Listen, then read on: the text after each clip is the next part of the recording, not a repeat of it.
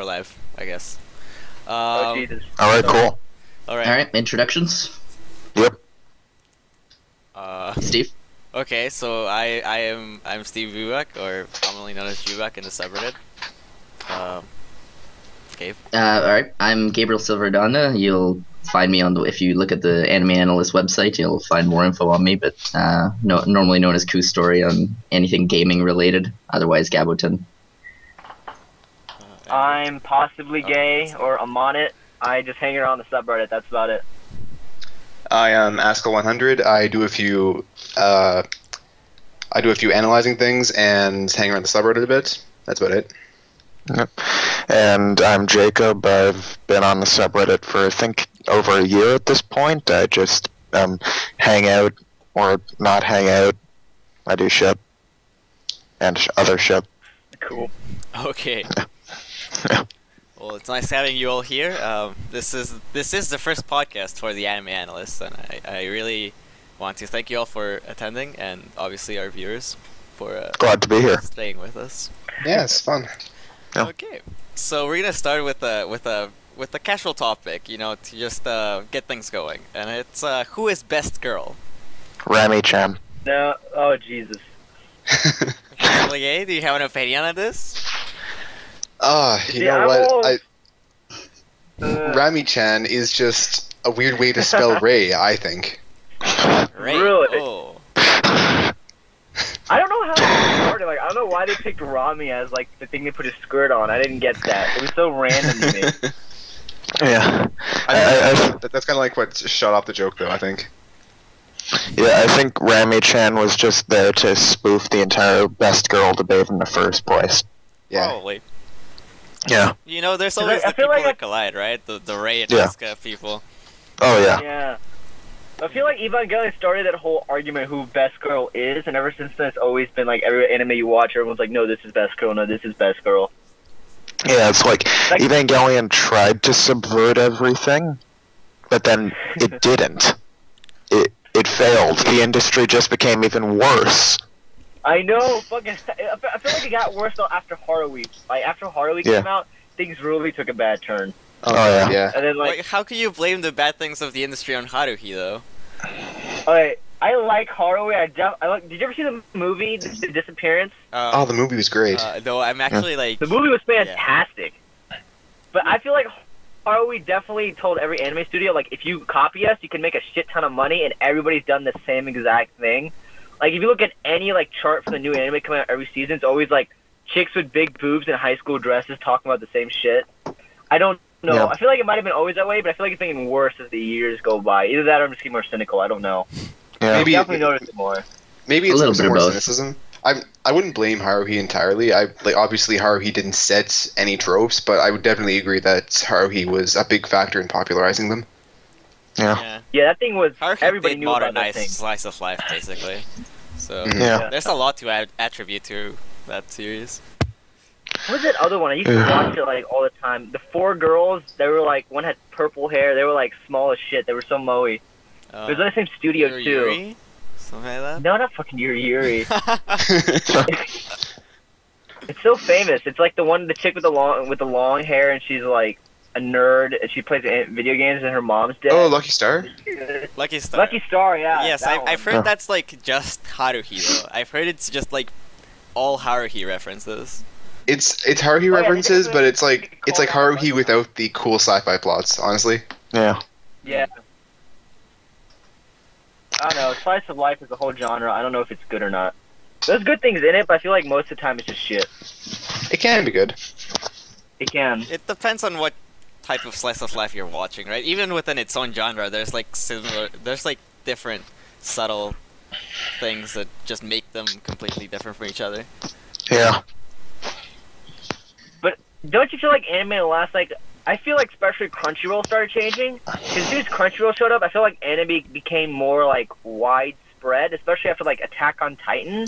Oh yeah. More and more people I knew never watched anime are now watching anime. And I feel like the industry is changing for the better, I hope. Maybe. Because it's really... I hope, Because yeah. I never imagined Well, anime I mean- would come out at the same time. Like, it comes out the same time in America as Japan now, which is weird to me. I never thought that would ever be there. But now Well, it's definitely happening. becoming more mainstream as time goes on. Yeah. It's Right. something that's becoming much more accepted, especially in North American culture, where even a few years ago it was something that was, odd or peculiar if you watched Yeah. anime. Right, but we do need to remember that anime being mainstream in North America tends to wax and wane. There tends to be anime booms and anime Yeah, busts here. That's true, but I think overall it's heading in a general trend of becoming more mainstream in That general. is true. I think it's going to last as a much longer trend, if anything. Yeah, I mean, with the internet, the world is becoming much more interconnected, so they really can't just release shit months later We're here looking because for we'll just torrent it. globalization, basically. Yeah, Everything's just Do you becoming think it's a more good thing for globalized. anime or a bad thing? I think it's a we're good going thing. mainstream. That's Yeah, a I feel very the same good, way. I think it's a good thing for anime.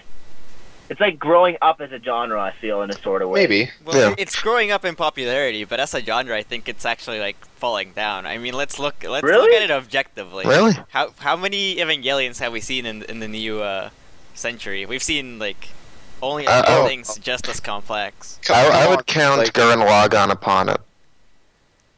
I would. Yeah. I think that Gurren Lagann reconstructed. Possibly Gurren- cutting off. Yeah, Gurren Lagann reconstructed things like Evangelion deconstructed them. They had the same message, but they went upon it in two different ways. And I think that Gurren Lagann might actually be a better show. That's I very would definitely say interesting. it's a way, way more fun show. And less Yeah, I would agree it's more fun. Evangelion I was. wouldn't. Yeah. For I sure. wouldn't agree There- it's of I- higher quality, but I agree. A good way to describe it is Gurren Lagann and Evangelion are really just two sides of the same coin. Right. Yeah, They I face feel that way, completely right, different yeah. directions, but they're the same show in essence. It's just told Yeah. in two completely different ways with different storytelling methods. So Pretty much. That's Yeah, why it's like- Gurren Lagann was more of an homage to older mecha anime. It was more of like a tribute. And Evangelion definitely wasn't a tribute. It was more of like, fuck all of this. You know what I mean? Yeah. Like, Well, Evangelion or was, Gurren like Lagann celebrated Evangelion was one of the genre. first Evangelion said, deconstructions fuck you, of the do it. mecha genre. Yeah. So, Mhm. And Gurren Lagann is one of the more popular reconstructions. that's a good way to put it. Just Evangelion Yeah. fucked everything up. Let's just fix it. Yeah. It's like Still hate that ending Evangelion. of that show. Oh, you can go Gurren first. Lagann when his wife dies at the end, I was like, what the fuck is this? When Nia dies and her like ring falls off, I was like, ugh. Yeah. Didn't see that coming. Yeah. As we're heading back into the topic, I mean, Attack on Titan isn't just doesn't make the mark, right? All of these Yeah. popular anime like Sword Art Online, Yeah. they're Oh. just not on that level, right? So even though it is getting more popular, I mean, there's a lack of the more advanced anime for the hardcore fans. Yeah. No, Yeah. I would definitely agree with that. But going back to what I was actually going to say, Evangelion is an extremely difficult anime to rival, just due That to is how much there is to watch in that show. Right. Yeah. Like even just going back and doing a rewatch recently, I was still catching new stuff. I was still catching new stuff after my 6th or 7th rewatch. I'm on my, someone like, someone might be able to help me out here, but I know I read something not too long ago about anime and how new anime has to do these sick kind of shocking things that they didn't for used to shock have value. to do to have to get the viewer's attention. One of the examples Yeah. mentioned was I believe Elfen Lied, where Oh, God, yeah. they have to Oh yeah, I totally. they have to do these horrific I don't want to spoil a bunch of things, but they have to do these horrific things to characters just to get the shock value. Yeah. Whereas in older Yeah. animes that didn't have to happen. It was more of just like for example Evangelion, it was more of like the Asuka's mind rape scene. It wasn't Hold on, like hold on. cutting Kid legs literally and things. jacked off and showed demon on screen. I don't know if Exactly, I'm- but it's not blood and gore. It's not this shock value that's just like it's not the North American shock value. It was something else. It was a different kind of shock value, an interesting shock value. I guess that's a very good way to put it. Just so you know, that idea came from Demolition D Plus, Douchebag Chocolate's video on on a rebuild NG versus the rebuilds. It is on like Yeah, I those are love that guy. That those guy's are a bunch of funny good videos videos. actually. Yeah. I really like that. and Pretty good. he talks about how one of the main points he makes is that in the original series, Shinji actually like saw how he was killing Toji, basically. Even though in the end he survived, he was seeing this happen. And in the rebuilds, when the dummy plug takes control, the plug is also fogged. So he can't see what he's doing. He can kind of know by what's happening, but he's lost all control and he's also lost all vision of what he's doing. So the impact in the original series was that he was watching himself kill his friend, and now he can't see anything, and the scenes are amazingly graphic in the rebuilds too. That's true. The death of Kaoru is the same thing. Yeah. Right. Yeah. In the rebuilds, it's the explosion of the collar, which just explodes his head. But the original, it was like this moment where you had a 2-minute pause with nothing happening except music playing, and it was just completely different. No budget. The tone, but the tone is completely different.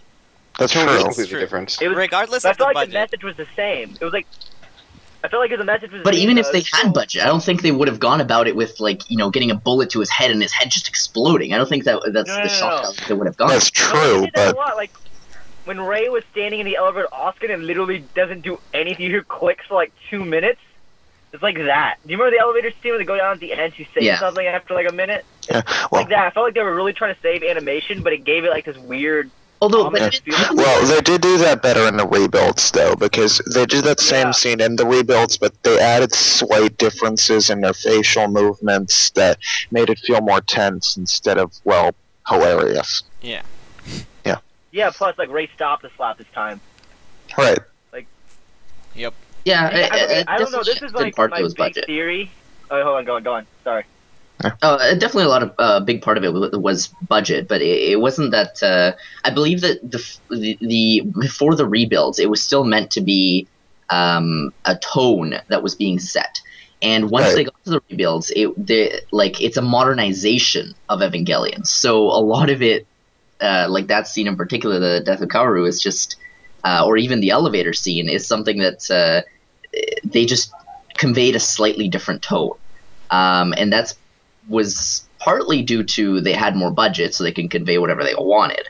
But I think a bit of it too was trying to, get a hook with the newer audiences that just aren't ready to sit there for 2 minutes and watch, what used to be a tense moment, which or maybe some hilarious factor in the originals,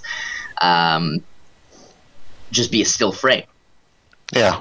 That's one of the points I tried to make, actually, when a lot of the subreddit was thinking, oh, they should make a live-action movie, oh, they should make a live-action movie. Oh, and God. I'm like, no, that's completely stupid. One of the magical things about Evangelion is that there's these frames that will just sit there for seconds that you don't have when you're making a movie. You'd just be wasting time and budget. Yeah. Yeah. The magic Wasn't of Michael Evangelion Bay would be supposed gone. to make that thing? No, that was a rumor. No, that was a rumor. Alright, cool. I was gonna say, what the fuck? You already, I would have been so mad, you already honestly. bought like Teenage. You see a Teenage Mutant Ninja Turtles movie? What the hell was that thing? I haven't Shoot seen everything. it. I haven't seen it, but I heard it was actually okay. Was it? I don't know. Really? Yeah, I've been told that it was okay. Believe. Yeah, and I mean, I'm hesitant to believe.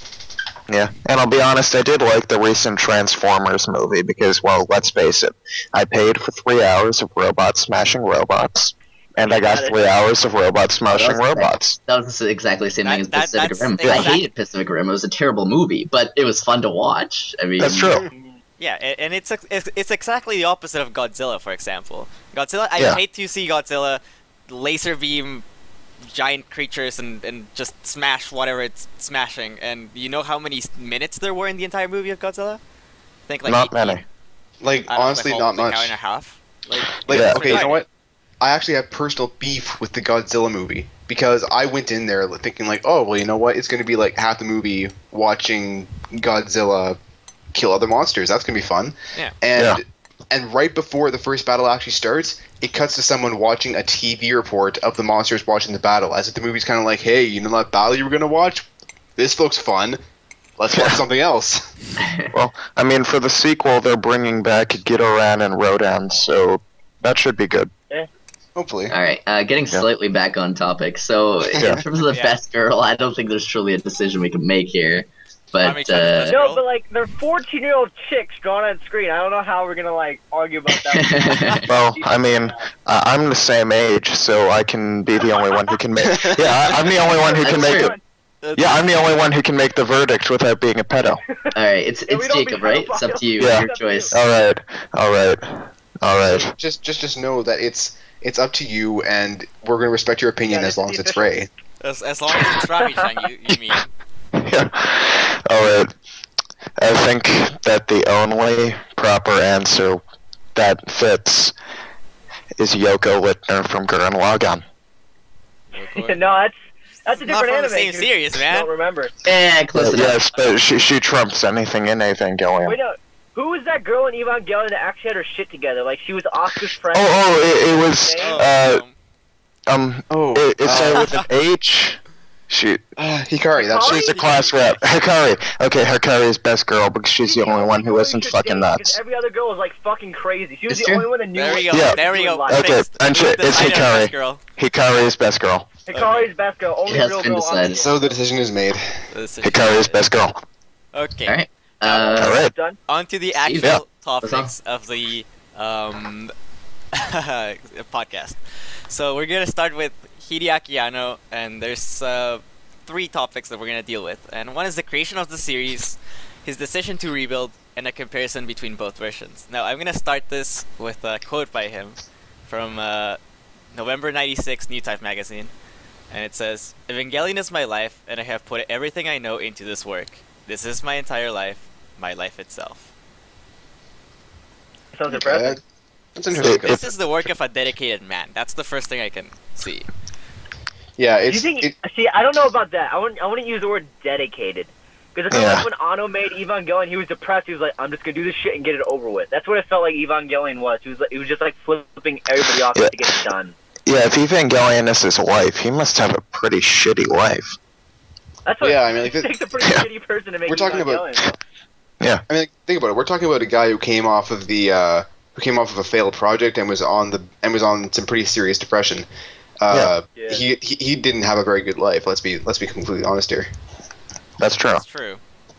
That's why I feel like rebuilds are completely different because his life is way, way better than it used to be. He has a wife now. He's really rich. Yeah, it's like So you can never expect the same thing again. it's like the plot is still shitty for the characters, but it's a stable kind of shitty. Yeah, it's like It's predictable kind of Evangelion, shit, yeah. like depression pills. It's like Xanax now, so it calms the fuck down. Yeah. Like Do you feel like everything. Rebuild is moving faster than the regular series?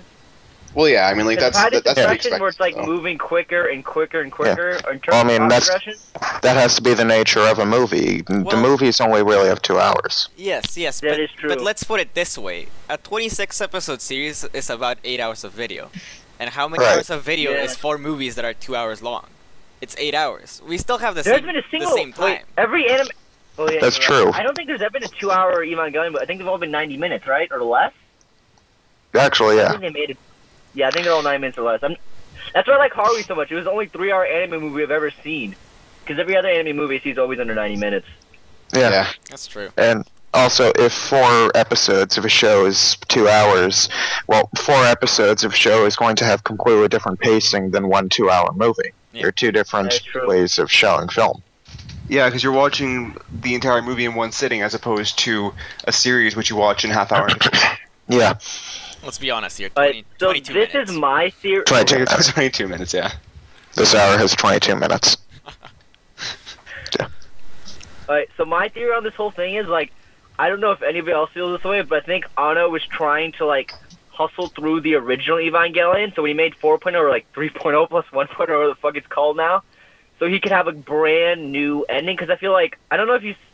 remember the second movie, every scene where they start playing the sad music and he chokes Asuka? Yeah. Oh, yeah. Mhm. I thought that was a reference to the end of Evangelion where he actually chokes Asuka in the ending scene where they're at the coffee table. Because I thought that's what he was trying to represent. Like, this is where we are right now. Toji doesn't matter. All we need to do is deal with the main characters, and everyone else like can be forgotten. Because they talked Toji in the second movie, but they made one reference to him in the third one. But I don't think he's coming back ever. I think all those characters are done. Because the first movie I felt was like a complete rehash of the original series, and I think that toward the end you definitely realize this. So the second movie was like the first one, but like slightly off, and then completely different in the third one. Because the third one ends with Kaoru dying. Asuka's back, which is really, really weird. She's like not in comatose, so he can't jack up on her this time. Right. But Rey, I felt like was the saddest thing about the whole thing about the rebuilds. Like she went from good girl from like complete zombie within like 20 minutes of each other. It was pretty fucked up for me. That's why I didn't like 3.0 so much, because I didn't like Rey going to nothing again. But it's the same way it was in the series. Yeah, it's important to note that that isn't the same Rey. She's a different Rey. Yeah, the original Rey is still floating around somewhere in Unit 1 doing her Lilith stuff. Supposedly. I know it was when Rey was. Is she Rey 3 or Rey 6? I don't know what people call her. But it was whenever the other Rey was. Like, yeah. Okay. Well, you call her Rey 6, you said? Rey Q. Rey 2. Okay. Yeah. That's the title of the movie. But if you listen to soundtracks, like they had the song Rey 1, Rey 2, and Rey 3 in the originals. They called them Rey 4 and Rey 5 in the new soundtracks. It's really weird. Actually, I think that was actually a myth. Is that a myth? I thought that was actually how the no, I remember seeing that back on the subreddit a while ago. Apparently, it was just a myth. Oh shit! Well, never mind then. Oh. I feel like Anno definitely. Well, that's a whole. We were talking about the sequel theory, but that's a whole different. That's a whole different conversation. Yeah. Oh yeah. I forgot.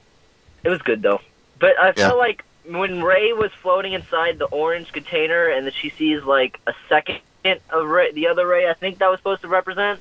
When she's like in the school clothes. Do you know what I'm talking about? In the bubbles form? Yeah. Oh, isn't that just like back in the original series when the Lilith, during instrumentality, sent herself back through time and space everywhere to observe shit?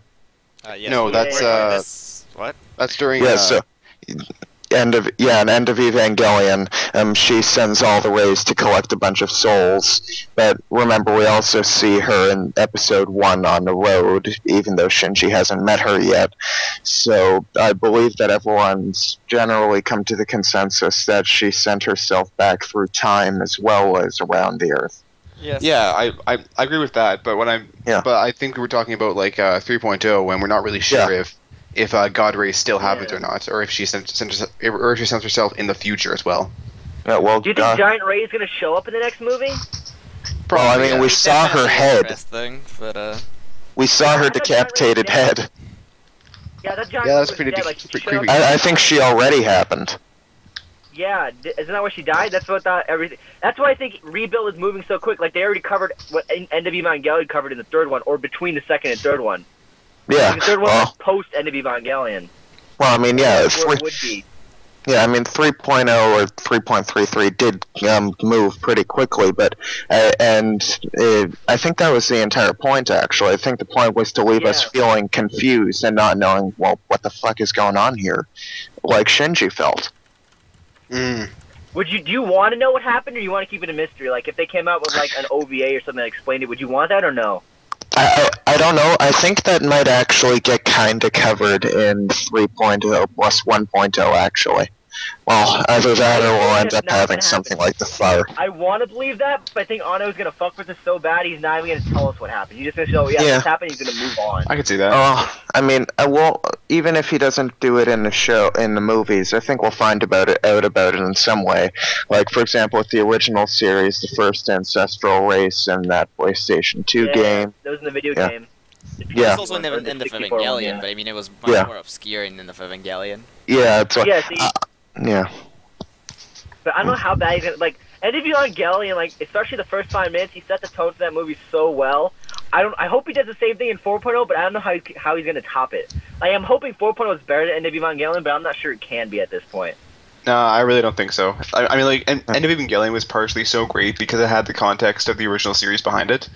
But even if 4.0 somehow manages to surpass End of Evangelion in terms of directing, writing, soundtrack, and overall feel, it still won't have the proper context unless it somehow manages to pull a plot point that everyone has managed to overlook from out of its hat.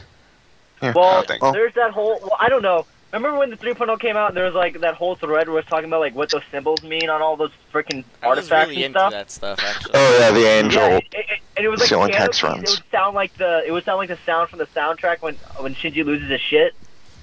like and he's like stumbling through the. I feel like he's retconning it. He's gonna pull it out of his ass. Like Asuka, I think is an angel. Maybe she's an angel. I don't know what she is, but she's definitely not human anymore. I know that. Yeah, she's not a person. My theory is that Bardiel, or the whatever number angel he is in the rebuilds, when he took control of Unit 3, did weird angel stuff to her core. I feel like he did the same stuff. Like, remember that in the series when Rey gets infected and they like had the two have a conversation when it's the angel? I feel like the same thing probably happened to Asuka. I think this actually was her mind rape. In the movie, she refers to them as Lilith.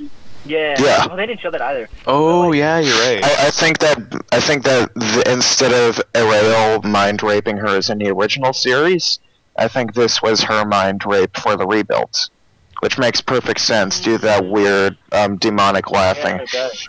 There was also a cut scene where her face peels off and laughs at her. So, yeah. Yeah, from what are those books called? The Source. Yeah. Yeah, I don't know. It was storyboarded, but never really animated. Never say the word human. Yeah, storyboarded. Yeah. Yeah. Remember, I was watching the third movie. I saw it in theaters, and I noticed he doesn't say humans. He says Lilin all the time. And I was like, it's really weird for somebody. And she's like, "Oh, the Lilin will pick us up at the end." I was like, "What the fuck you call them a Lilin for?" It was really weird to me. So I don't know what's happening. I mean, as for cat. That's when, really interesting. When Ava 2 turns into a cat, did you like it or hate it? Because I had no idea what the fuck was going on. I thought it was interesting. I thought it was kind of showy, though. I was like, I started cracking up a little bit in the theater. Everyone like laughed in the theater. I was like, what the hell? It went from Beast, because like 2.0 Beast mode was the coolest thing. I thought it was like really like it built up tension. But the third one, it happened like in 2 seconds, and it was like, now you're a cat. I was like, okay. Well, I mean, I thought it was interesting because it showed that Asuka now has a much deeper understanding of Unit 2 than 14 years previously. I mean, she's unlocking hidden super modes and shit, so... But I mean, like, did they really have... Yeah, I can't think of another... It's an anime, so I can't think of another animal they use but a cat, because cat's like in every fucking anime, so it makes sense. Okay, let's stop there, and it doesn't... Well, I'm gonna argue that it doesn't mean she has a deeper knowledge of the unit itself. I mean, you don't need to understand how a gun works to shoot it. Right, but... If she learned about Berserk mode, she could just say, oh, okay, we're going into Berserk mode, let's do it. Well, yes, but the thing is, she didn't know that a Berserker mode even existed before. Yeah. Now she does. Well, she doesn't know what it's causing. They knew what they were doing. Does she? Yeah. Like, we don't have no evidence to suggest that like she has a deeper understanding of the actual Evangelion unit. She has an understanding of how to use it, but not the actual object. Well, I mean, I'd like to say over 14... Yeah, I'd like to say over 14 years, maybe now she knows that her mom is in it. Except we don't know that the soul and the thing mechanic still works like that anymore, because Mari used it in 2.22. Then again, I also think that Mari is the kid of Shinji and Asuka from End of Evangelion back in time through time travel fuckery, so yeah, I don't know. But either way, I felt like every character but Shinji was stronger in the 3.0. Like every character like grown up a bit more. Like Asuka definitely wasn't like a little bitch anymore. Like they gave her things to do and she's like, I'm gonna fucking do this, and she did it. Yeah. Like she never backed down or anything. But it's like character development. Like they haven't figured out how to time it. Like 5 minutes is still a damn limit. You think after 14 years they can make a new battery for the stupid thing? Like actually, I didn't like that plot point. Like all that training and you still forget the timer. Like I don't like maybe put like a emergency beep after 1 minute. I don't understand. That still like pissed me off. They did have those extended battery packs in 3.0. Yeah, and I mean, it's important to note that the 5-minute timer isn't a limitation of the Evangelion itself as a technology. It's a restraint they put on it. I've never heard that actually. Yeah, it's like they don't refer to the armor that the Evangelion wears as armor. They refer to it as restraints because, well, it's a fucking Evangelion. You need to keep it under control, or it's gonna go fucking bullshit. Understand, but it's like when the I can't remember what it was called, but the other unit, the other company made their own unit and went berserk in the original series. And it just walked forever with the nuclear. I can't remember what that was called. Jet something? I think it was Jet. Jet alone. We like to forget that episode. Yeah. Evangelion definitely has some interesting episodes in there. Yeah. Magma Diver. Sorry. Yeah. Oh, I didn't like Magma Diver so much. That's probably the worst episode. I didn't like it Yeah. at all. It's weird. Like, I didn't like the Jet Alone episode. I did like the Magma Diver I episode. didn't like Magma Diver. I liked Magma Diver because if you think about it, it was pretty much just like a standard anime episode, which lulled you into a false sense of security. That's a good way to Wait, look Yeah, at it. that's true. Yeah. I felt like, what was the episode where Shinji like lost his shit, ate an angel? Was that like 16 or something? I think that was episode 19, or yeah. Because I felt like every episode before 19 was like the monster of the week. Like, here's a new monster, we're gonna kill it, we're gonna move on. That's what I felt Evangelion was till Shinji lost his shit, Yeah. and Evangelion really turned into something that was really different. Yeah, when he ate Cerule. Yeah. Yeah, or at He least the didn't eat core. him in the new rebuild. I was hoping he would eat him, but he just was like absorbed. Oh him. no, in the rebuilds he did something worse. Wait, am I misremembering? Oh yeah, no. wash his face and stuff. Yeah. Yeah, in the rebuilds he just uses Cerule to do the weird third impact shit and blow shit up. Yeah. Did you? I don't know if this is like getting a bit too, but like I know we can talk about the preview for 3.0 and see what we think about that, like if it's canon or not. But I remember a specific frame where it was like Rey standing in. That frame was in 3.0 when she's naked and she's like she has the medicine like the beaker. Yeah. There's a shot of a box with like the new symbol for Nerve. It's like this weird like pixely thing. Yeah. Yeah. It's not. There's that symbols on the box. It has clothes hanging on the box, and those clothes are the clothes from the last episode of Evangelion. Do you remember when she's like running to school with the toast in her mouth and it has the vest Yeah. on? It was just the end. Those clothes were in the box, and that really freaked me the fuck out. I was like, Arno thinks we know it's a sequel, but he's still fucking with us. I don't know if you guys noticed that, but I really did. Yeah, Oh. no, I remember seeing like a shot in the preview of 3.0 where she's actually wearing those clothes, and there's like a bunch of Yeah, smaller what rays is standing that? around her. I don't know what that means. I mean, I personally like to go with the interpretation that it isn't really a twist. It didn't really happen between 2.0 and 3.0, and it's just a story we got that after Fukushima, they just threw away what they had for 3.0 and final and started from scratch. Because, I mean... That's true. Like, yeah, there was a nuclear meltdown that really changed the perspective on it. Yeah, I mean, before Fukushima, the plan was originally just for 3.0 and Final to be released together as two 30-minute shorts each. So shit already changed. It was supposed to be a trilogy. Yeah. Yeah. About that. So after Fukushima, shit really did hit the fan, and they just threw it all away and started from scratch. And I think that's worked for it. So do you think the preview is non-canon at this point? I think the preview is non-canon until we have any reason to believe it is so. Yeah, because Gainax has a history of saying "fuck you" to the fans, so I wouldn't be surprised. Yeah. You ever We're watch not talking Changing about Gainax Stalking? here anymore, though. We're talking about Kara. Well, it's more like Anno has a history of saying "fuck you" to the fans. Yeah, so I wouldn't be surprised. Yeah. How many years is it gonna be? Do you think we actually see 4.0? You think it'll be out by 2016, like tying with the actual movie End of Evangelion? 2016? Probably. Or 2015, right? That's Oh, that's when, 2015. We're Probably not going not to see now. it in 2015. No. I think we might see so? it by 2015. How many years? It's been like 2 years since 3.0 came out in Japan. 3.0 right? came out in 2012. It was 2012, so it's been like 2 years. Oh, Yeah. It's probably 2 years. December of 2012. But the yeah. Blu-ray still isn't fucking out yet, which still pisses me off. It's like apparently they were going to redo the dub. I'm not sure why. When I went to see it in the theater, I liked I the thought dub. the dub was but- good. Yeah, I thought the dub was good. Yeah. Submaster Race.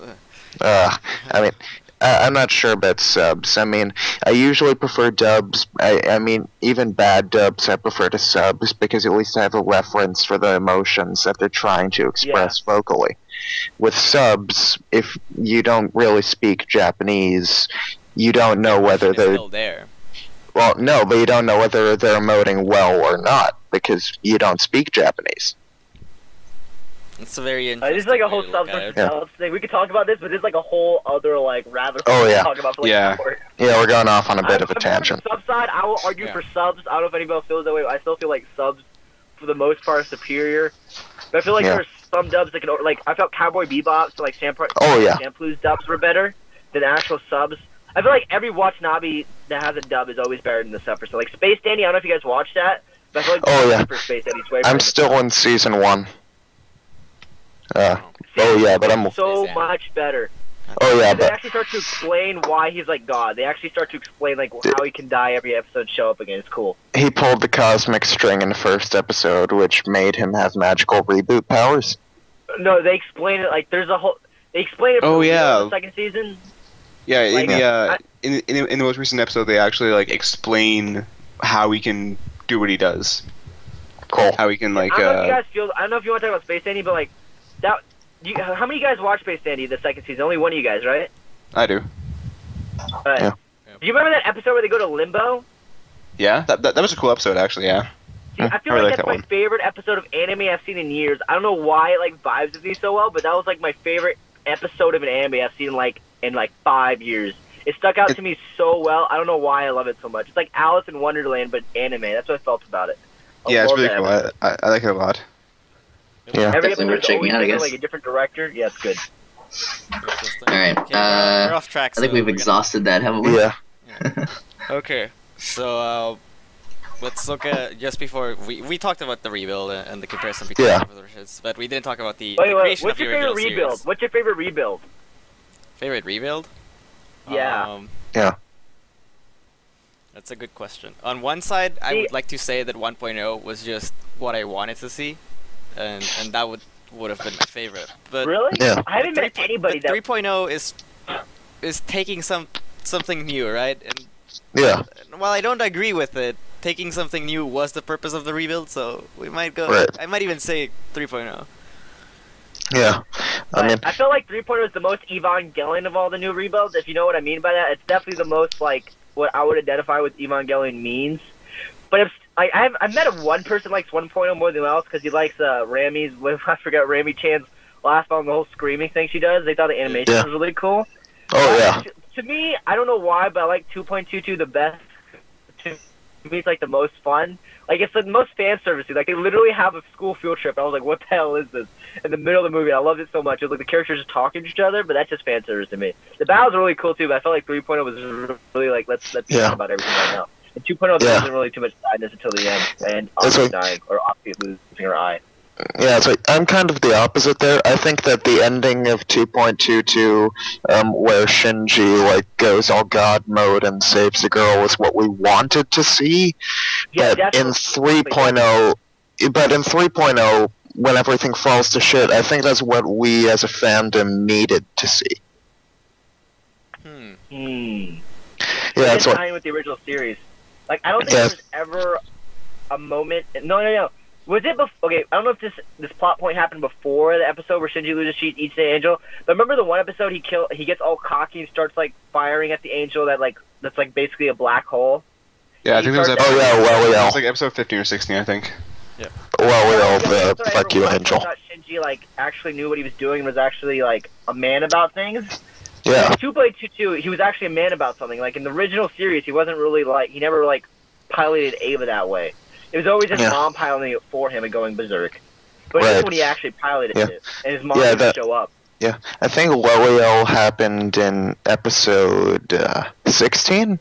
I'm guessing. I think it's 14 because it's the recap episode. Yeah. Yeah.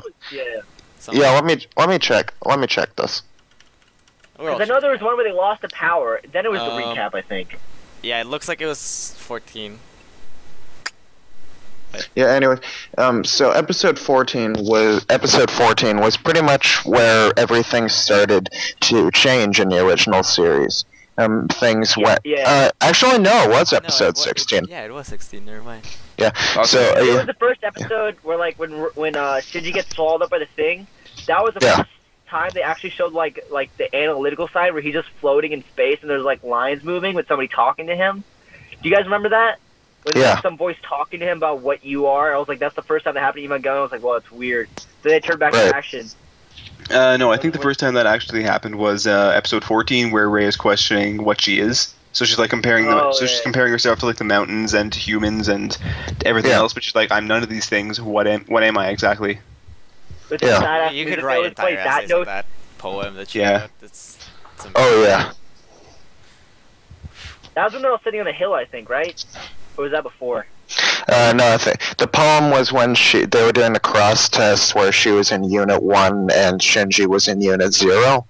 I think it was when that weird, creepy Ray face popped up. Okay. And I also think that it's the main evidence, actually, for it being Ray 1's soul inside of Unit 0 due to her saying, "Is this the me inside the Ava?" It's obviously Pen actually. Oh, yeah. I think it's Pen. Yeah, obviously Pen is actually Sailor 1. Keel is obviously actually Keel and Pen do look somewhat similar, but Yeah. Yeah. Yeah. Wait, did not you guys going like to- fully understand that in 3.0 when you started to shut off Sealy? Did you completely get that? Like, I didn't understand what Sealy was. Were they angels at that point? Oh, no, I they understand what Sealy was there's a supposed lot to of be. debate on what Sailor was. A lot of people think they're computers, yeah, I thought they were just, like, at least in the AIs. rebuilds. But I thought one, they'd just one thing be that I like would like to AIs? say is Yeah. that maybe in 3.0 they were computers or they were biomechanical entities. Yeah. But I think that at least if we use like the original series as tier 2 canon, let's say for rebuilds, then I think that they most likely started out in Evangelion 1.0 and 2.0 as actual humans still, and then they transferred into machines. And Yeah, one because you actually saw them. one quote that specifically like made me think that is that Gendo said, "You've been helping us since the beginning of mankind," or something like that. And a lot of people took it as, they were "Oh like, my God, it they've was been living weird. for like centuries," and I'm just like, Yeah, no, it it was just odd. means that Well, it just here's means an that idea. this family, like let's say a family, or a group, of a secretive group had control, like let's say Illuminati type stuff, right? Yeah. Like it doesn't mean that it's the same people from 2,000 years ago, but it doesn't. I mean, disagree like, with that. I Well- totally disagree Yeah. with that. Because remember at the end of Evangelion where the only person left is really everyone's turning to souls and everyone's like jizzing all over the place, and then like Yeah. there's the head Sealy guy and he's like all is good in the end. And what did he say? He was like, in the end everything is right or something. Yeah, he was happy with things. Yeah. He was like, And then he disappears, but like behind Yeah. you feel like a metal spine with like mechanical organs and everything. yeah. Remember that? What? Yeah, I remember felt like that. I was He- saying like he lived for a long time and they just Oh, replaced yeah. his robots Yeah, to keep him living longer. it's like, I didn't think in the original series that he was, like, say, 2,000 years old or the wandering Jew, but yeah, he had been using cybernetics to prolong his life enough so that he could see Oh, because I always instrumentality. saw him as the Wandering Jew. That's what I always interpret him as, but I guess it wouldn't make too much sense because robotics didn't show up until like the last century. Yeah, here's my interpretation, though, of them being computers in the rebuilds. Assuming that the sequel theory is true, this might be the same this might be the same Sailor from the original show, which is why they have been there since the beginning of mankind, just this version of mankind. That could be. So what does it make? But why did they call Gendo the King of Lilin? That was weird to me too. I didn't understand what Mario. Because Gendo is the king of pimps. That is true. Gendo is Dude, Penta. Yeah. bitches. But no, Yeah. it was Karu that said that. It wasn't Mario. It was Karu, I think, that said that. Right? It was Yeah. like, killing the King of the Lilin. That was weird. Yeah. It was like everybody knew But something then, that we then didn't. again, Like Kaoru Mari, also referred to him as his father Yeah. in the original series. So That I was mean, there's always fucking this weird. relation between Kaoru and I hope. But Gendo said he was Seely's boy. Because remember when Gendo was talking to me, he was like, yeah, this is Seely's boy. yeah, After we get him out but of the he picture, still we can, refers like, to him awaken. as his father. I hope to dear God that Kaoru's father is Gendo to just put an end to all this goddamn Kaoshin stuff. Oh, the Kaoshin's so good. Nah, I mean, speaking as a bisexual, no, it isn't. No, it isn't. Because I remember it was in 2.0. Remember, like, they actually floated in space, and, like, Karu wakes up and he's like, hello, father? Wasn't that what he said? I think that's what he said. No, that's slightly different. But he gets on top of, like, Ava 6's head, and he, like, looks up at them, and he's with a... No, what's Gendo's right-hand man's name? I forgot. Fusky, right? Music, yeah. Fuyutsuki. I have Ava Geeks open with me right now. Let me just look at what he says at the end I of swear he said hello, 2.22. father. Like, I feel like Anna's been, like, planting these seeds for a while. Alright, let's see. Plot. Summary. Weird red uniform. Like a 2-second scene. Okay, so at the end of 2.22, Kaoru says when he's floating in the Mark 6, the promised time has come, Shinji Ikari, this time I'll be sure to bring you happiness. Yeah, I don't know if this time is a translation thing or it was intended to be, say, this time. It's weird. I like to think it was intended just for the sequel theory. Do you think Ano knows about the sequel theory, or he's just... Of course Ano knows about the sequel theory. He has the internet. Or he's just rehashing it. Like, I don't know if he's just reusing elements of the original series, or he actually is planning for it to be a sequel. I don't know. Well, I know what he does. That's the mystery. I want to think Ano knows what he's doing, but I don't know if he's doing it on purpose or not. Well, I mean, okay, so in the first movie, the sea was red and there was a bunch of shit, and there's a mark on the moon. And in the second movie, they tried to introduce some justifications for that to kill the sequel's theory, saying, oh, well, that was from Second Impact, and we have this water purifier purifying the water polluted with the red shit. Except there's still one thing in 1.0 that was never explained. What the fuck was with that white outline of that crucified Ava? Yeah, that was true. That was definitely a callback to Evangelion. Yeah, so, and we haven't really seen any explanation of that or a mention of that ever. So... But Ano has a history of just putting shit... And Evangelion always put in things, but he never explained them. So I don't know if he's doing that to make it a sequel or just make it mysterious. Well, all I know is that... There's a lot less religious symbols. Because I don't know if he replaced the religious symbolery with just, like, symbols from End of Evangelion, basically. Yeah. I'm not sure how much Ano looks into his messages. Like, That's true. I think the religious stuff and all this references makes a lot of sense. I have a quote to him, for that, actually. But I don't know if he's just making it up on the fly. I grabbed a quote for that from him, from the same New Type magazine from November 96. Evangelion is like a puzzle, you know? Any person can see it and give her own answer. In other words, we're offering viewers to think by themselves, so that each person can imagine her own world. Don't expect to get answers by someone. Don't expect to be catered to all the time. We all have to find our own answers. But a puzzle only has one solution. Not necessarily. Depends on the puzzle. Yeah, some puzzles have multiple solutions. Fair point. I don't know if you guys want to talk about this, but this references have you guys ever gone to the art world and read it? Like, have you guys taken an art history course or anything? Not history. No. You know, when I say modern art, what do you think of when I say modern art? You think of bullshit, right? Sometimes. Most of the I mean, because if you took that quote and applied it to modern art, I would be very hesitant to say it means a lot and just not being pretentious. In terms of Ava, I do agree with him on that quote, but I feel like in general you could apply that quote to any piece of art, but you could just be bullshitting it. Yeah. Like, if I shit in a can and sealed the can and called it artist shit, and I sold it to people, this was a really art piece. I sold it for $400 grand, no joke. An artist shit in a can, sealed it, sold it to rich people. People bought it for $400 grand, and he said it's your interpretation of what it means. I think that's complete bullshit. I think it's shit in a can, but to somebody it means a lot. But I don't agree with him that it means a lot. Well, I think the fact that it means a lot to somebody is their own valued opinion. It's because if someone has an opinion that causes them to value something, I don't think that opinion can really be invalidated because it's something that they see through their eyes. That's the message. So do you think any opinion on art is valid? Do you think any opinion on art is valid as another opinion? I think any opinion on art is valid as long as it's an opinion that you came to yourself and was an opinion that you thought through. If it's a quick kind of, well, yeah, this is bullshit, or yeah, this is great. It's still an opinion, but an opinion that you came to the conclusion of yourself, I think, is a valid opinion because it's something that you value. Yeah.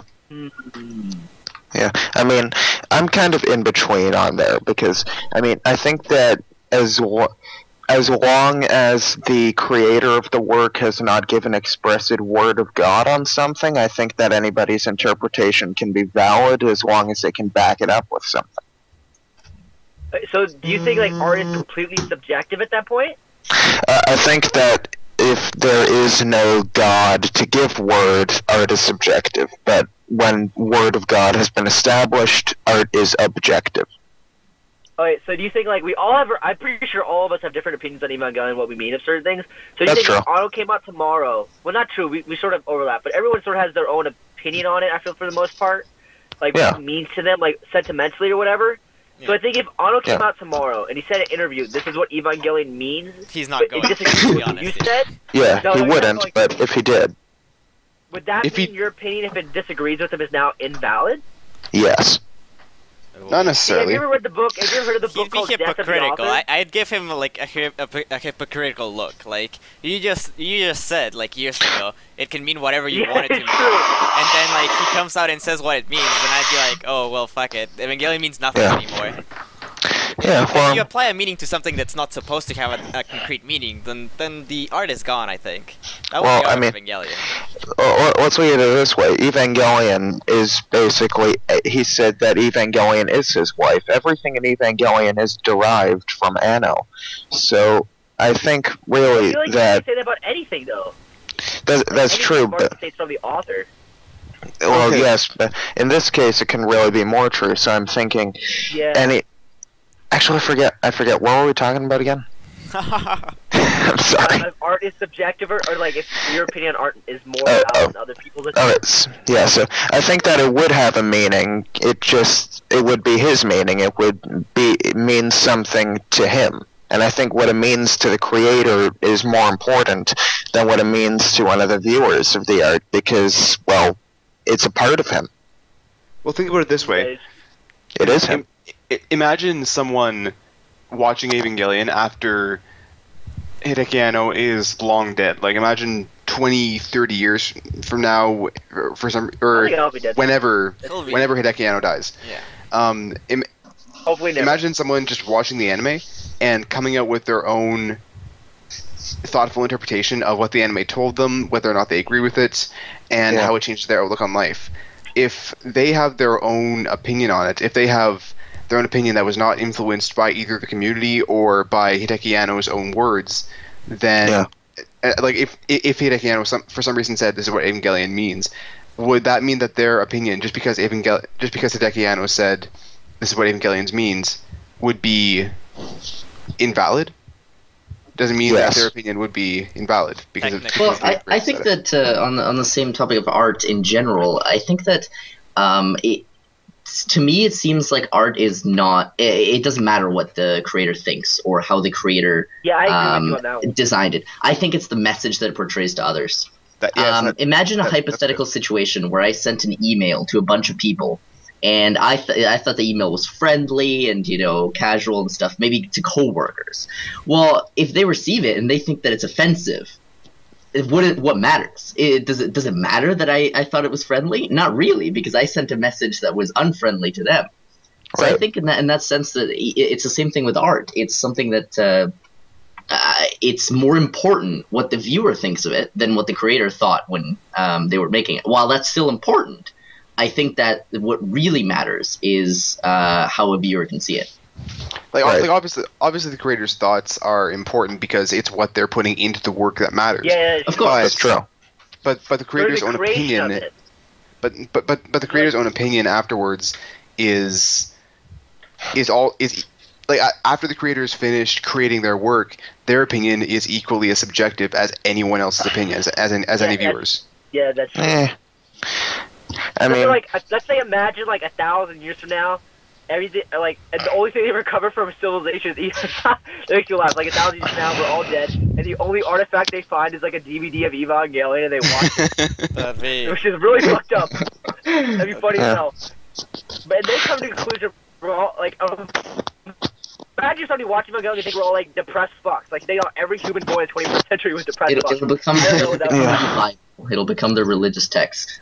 I can just Yes. I can just imagine Didn't you see the video on the Church of Nerve somewhere in No, Africa? there's a church. What? Yes, there was a church What the fuck? that was proclaiming that the second impact was gonna happen. Oh, the third impact, I don't remember. And they were going around, and their logo was the Nerve logo. Why would anyone even make a church worshipping Nerve? Nerve is evil. I don't know. I know there's church of Star Trek and stuff. It would be like a church. It would be like Satanism, except they actually believe in Satan. Technically. Yeah. All right. Okay. Well, that was So- Moving on, I think. Yeah, we've been here for I an guess hour. we're done with the Hideaki Anno stuff. Yeah. Maybe we should take like a 5-minute break just for water and bathroom and shit. Okay, I agree. sure, let's do Yeah. it. So we'll pause, Alright. cut off the Intermission. stream for a few minutes, and we'll be back Yep. pretty shortly. All right. All right. Right. cool. Awesome. There we go. And now that I've cracked my bottle of Sapporo open, let's continue on. Ooh. All right. Yeah. Should we go into the next topic? Sure. Yeah. Okay. Yeah. So Kaoru. We're not really sticking to the or- topics though. We're just making up shit. Well, we kind of grab on them and just develop, you know. Yeah. That's what the We podcast go is off supposed on to be. tangents. Yeah. Yeah. Okay, so Kaoru and/or Shinji representing Jesus. Okay. Um, See, I actually the came whole up with a discussion definite is, like, answer the religious beforehand. stuff means something. I did too.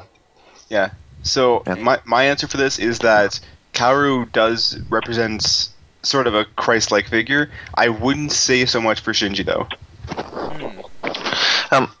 I think that Kaoru was a Christ, Jesus figure, but not in the original series. No, Really? I thought Shinji was Yeah. Jesus in the original. I think in the original series, Kaoru wasn't really important. I mean, let's No, face I would it. not say that. I would I know. I mean, Kaoru certainly made an impact He- on Shinji. I mean, he like, made an fans-wise, impact, maybe. but No, I mean, like, he had an emotional yeah. impact on Shinji. Yeah. yeah, he definitely had an impact on Shinji. But let's look at things. He was in episode 24, 24, yeah. but then he Yeah. didn't appear in the original episode 25 or 26. Ray was there, everyone else was there, but Kaoru wasn't there. And Kaoru was but there in the last 2 episodes? yeah, he wasn't there during instrumentality in the show, but in End of Evangelion, he was there, which meant that in the 2 years between the show and the End of Evangelion, something changed with the production crew, mainly the fact that he became so fucking popular. I think he appears actually in one of the frames for 26, but only like That- I saying a have no tiny idea. line. Like, you know how Uh. everyone's like before the congratulations scene, everyone's Yeah. like talking about how reality can change between perspectives.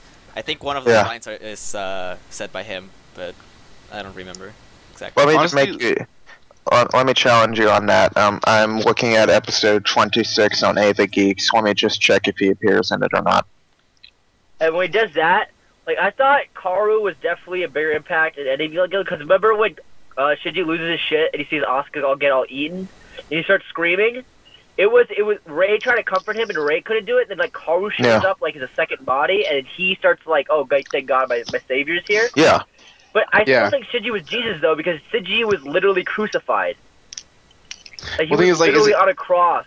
Is a crucifixion really enough? Because Kaoru doesn't just like Kaoru doesn't just like Kaoru acts like Jesus. yeah, The show actually makes many parallels between mothers and God, saying that both mothers and God are people or figures that you turn to when you're at your lowest points. You turn to them for Yeah. comfort. Okay. Kaoru.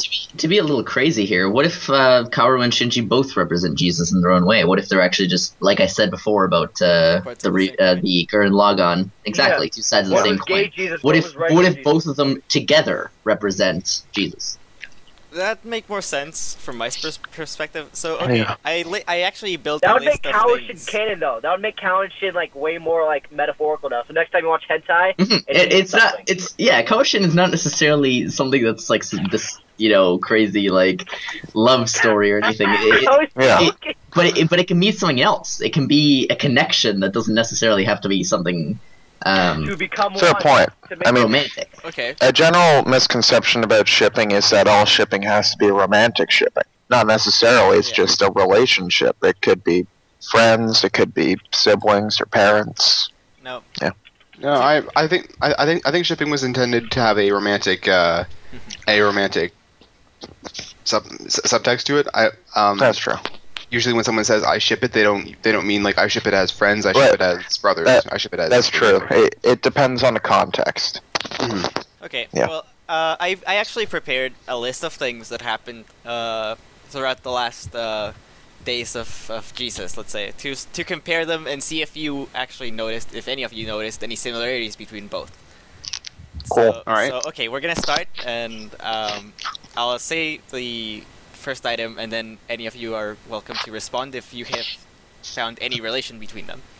Okay, so first of all, a woman comes to where Jesus is staying and prepares him for burial by Comfort. Was she a comfort woman? No, she pours a precious liquid, often translated as perfume, into Jesus's head, and the apostles go, "Oh my God, you're wasting this precious liquid that we could sell for the poor." And Jesus says, "You know what? This woman is here to prepare me for death. Do not judge her, for you will always have poor among you, but you will not always have me with you." And Yeah. okay, let's see. Can you find out? Do you think that either Kaoru, Shinji, or both got prepared to death in some way like this? Possibly. Unless that perfume is supposed to be LCL, I don't know how I'm going to make that connection unless it means LCL directly. Yeah, I don't know. I mean, I think if we tried to connect LCL to the whatever liquid in that, I Let's think it call might perfume, be. but like, Yeah, I think connecting LCL to the perfume might be stretching it a bit much. It would be a go-go Yeah, I feel like gadget connecting level of this is- stretch. Yeah, I agree with you. Okay. Connecting So, this might so be a it'd be bit of a too hard to stretch. connect that point. That's our Yeah. consensus. I would. think so. Okay. I would like to say the connection that's come up in my mind. To me, it sounds like the woman made a mistake, but Jesus is like, "Don't worry, don't worry. It's something that's helping me." Like I'm. Well, according to the scriptures, anyway, she considers it. No, the apostles consider it a mistake, but Jesus himself is like, "You haven't made any mistakes. You're here to do your job, right?" Yeah, sorry. That's what I'm trying to say.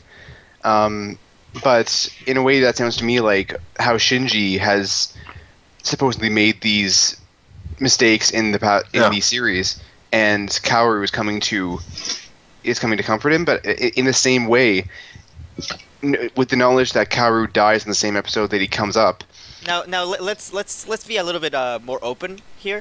What if, for example, what I thought could have been one of these things is if you say Kaoru was the one who prepared him for death, then that bath they took together could have been like somewhat representing of this, for example. But there are 3 people in that scripture, though. I don't know who the third one would be. Oh, the apostles? Yeah. Okay, so that's just a group of people following Jesus, which in this case wouldn't really apply. I mean, because neither of them have Isn't followed. Saley supposed to be the apostles? Is Saley supposed to be like Jesus' like followers? I don't think so. There are 12 of them, Yeah, I'll be honest. but that doesn't seem to be any other relation. Yeah, I'll be honest. In Evangelion, I only really saw one actual Jesus parallel between Kaoru and Jesus, and that was in 3.0 when he removes the collar from Shinji and places it on himself, taking on Shinji, taking on Shinji. Yeah. Taking on Shinji's sin, like Jesus did when he killed. Oh shit, you're right. Think of that. Yeah, that's a Yeah, and then he dies. Okay. That is the only I Jesus agree. parallel I see. Okay, so I do see the parallel you're talking about, and I do think you're right.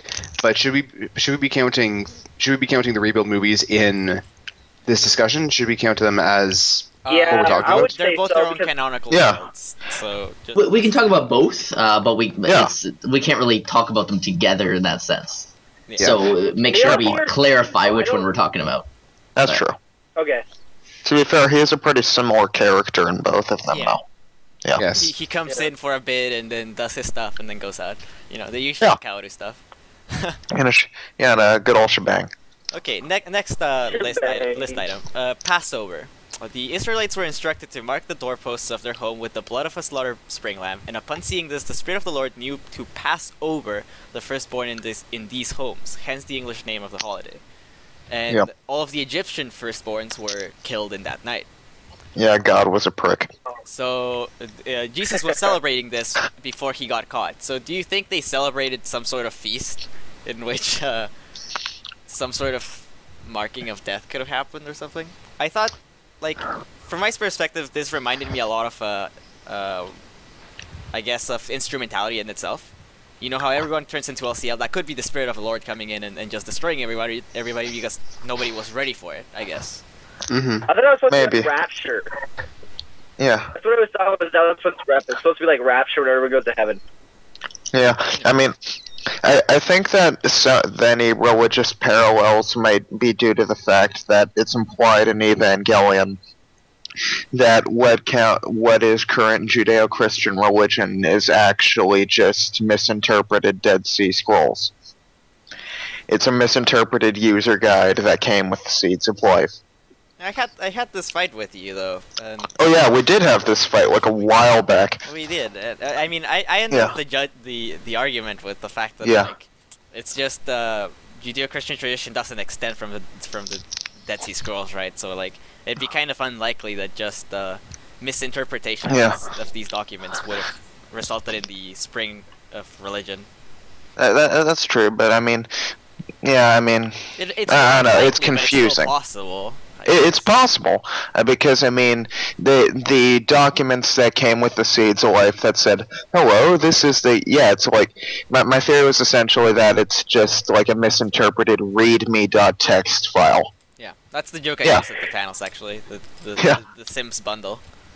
Yeah. The install CD and the readme.txt instead. Yeah, so, yeah, and I mean, it makes sense because the angels as we see them in the show are definitely much more akin to angels as they're portrayed in the Bible than the usual people with wings and halos thing. Now, next point is the betrayal of Jesus. So he walks up to the Mount of Olives and prays for a while, and his apostles fall asleep actually, and guards come over and catch them and take him to the courts. So do you think either either Shinji or Kaoru got betrayed in some way? Oh, definitely. Carl definitely Yeah. betrayed. Wait, Yeah. yeah. Yeah, when he went into Terminal Dogma and to Lilith and was like, yeah, I'm gonna go start Third Impact now. Yeah, like Shinji Yeah. outright says, "You betrayed my trust." That's very Yeah. interesting actually. I had never looked at it that Yeah. way. So Yeah, so there's definitely a relation there. In the Oh yeah, we can all definitely see a parallel there. Okay.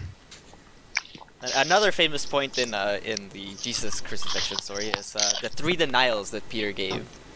So he denied 3 times that he was not related to Jesus. Now, do you think there's someone in the story who denied either Kaoru or Jesus?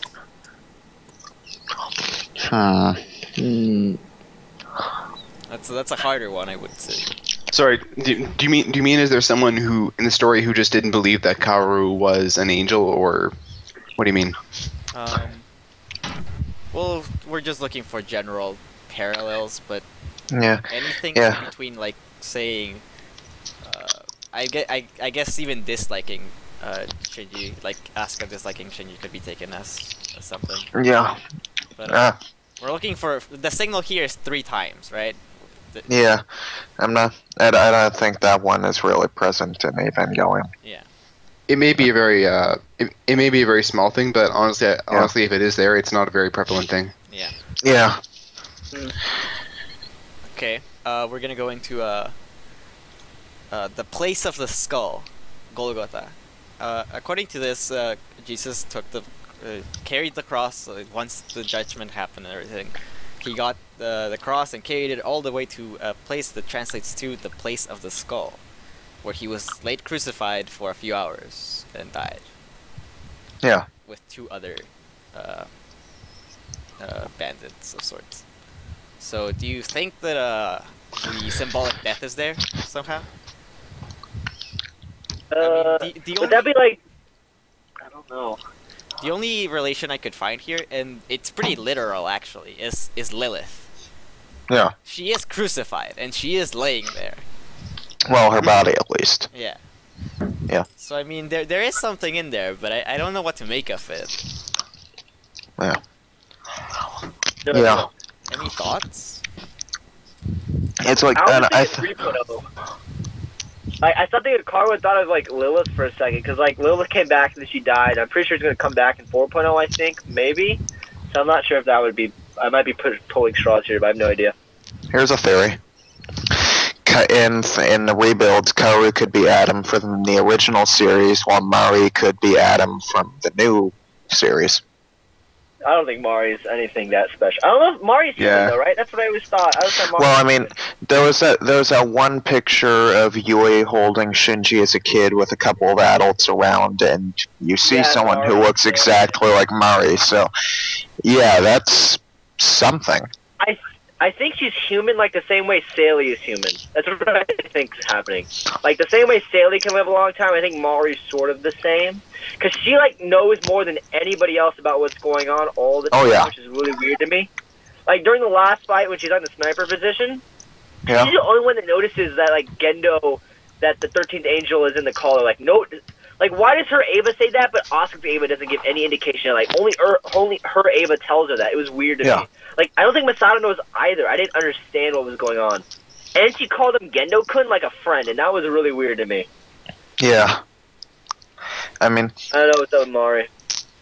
yeah, I mean, as for her age, I thought that the reason that, Asuka and Mari are still both look 14, well, okay, so they say it's due to the curse of the Ava, right? Did you like that, or did you not? Or did you just I like that. thing? Here's what I think the curse of the Ava is.